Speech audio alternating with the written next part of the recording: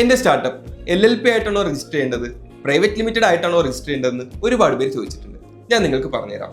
LLP എന്ന് പറയുമ്പോൾ limited liability partnership. നിങ്ങളുടേത് ഒരു സ്മോൾ സ്കെയിൽ ബിസിനസ് ആണെങ്കിൽ, നിങ്ങൾക്ക് അത്രത്തോളം ഗ്രോത്ത് നിങ്ങൾ എക്സ്പെക്ട് ചെയ്യുന്നില്ല, അല്ലെങ്കിൽ അത്രത്തോളം നിങ്ങൾ സ്കെയിലബിൾ ആക്കുന്നില്ല എന്നുണ്ടെങ്കിൽ നിങ്ങൾ LLP ആയിട്ട് രജിസ്റ്റർ ചെയ്താൽ മതിയാകും. LLP രജിസ്ട്രേഷന്റെ കോസ്റ്റ് എന്ന് പറയുന്നത് കുറവായിരിക്കും. അത് മാത്രമല്ല, റൂൾസ് ആൻഡ് റെഗുലേഷൻസ് എന്ന് പറയുന്നത് മിനിമൽ ആയിരിക്കും. പക്ഷേ റേസിംഗ് ഫണ്ട്സ് എന്ന് പറയുന്നത് ഡിഫിക്കൽട്ട് ആയിരിക്കും.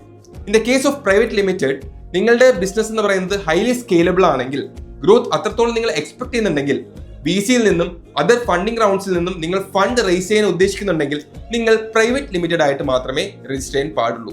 പ്രൈവറ്റ് ലിമിറ്റഡ് ആകുന്ന സമയത്ത് രജിസ്ട്രേഷൻ കോസ്റ്റ് എന്ന് പറയുന്നത് കൂടുതലായിരിക്കും. അത് മാത്രമല്ല, റൂൾസ് ആൻഡ് റെഗുലേഷൻസും കൂടുതലായിരിക്കും. നിങ്ങൾ LLP ആയിട്ട് രജിസ്റ്റർ ചെയ്ത് കഴിഞ്ഞാൽ ഏത് സമയം വേണമെങ്കിലും നിങ്ങൾക്ക് അതിനെ പ്രൈവറ്റ് ലിമിറ്റഡ് ആയിട്ട് രജിസ്റ്റർ ചെയ്യാനായിട്ട് പറ്റും. LLP is for simplicity and private limited is for scalability. ഇത് മാത്രമല്ല, സോൾ പ്രൊപ്രൈറ്റർഷിപ്പ്, പാർട്ട്ണർഷിപ്പ്, 1% കമ്പനി, അങ്ങനെ ഒരുപാട് രജിസ്ട്രേഷൻസ് വേറെയുമുണ്ട്. ഇതിനെക്കുറിച്ച് വേറൊരു വീഡിയോയിൽ ഡീറ്റെയിൽ ആയിട്ട് പറഞ്ഞുതരാം.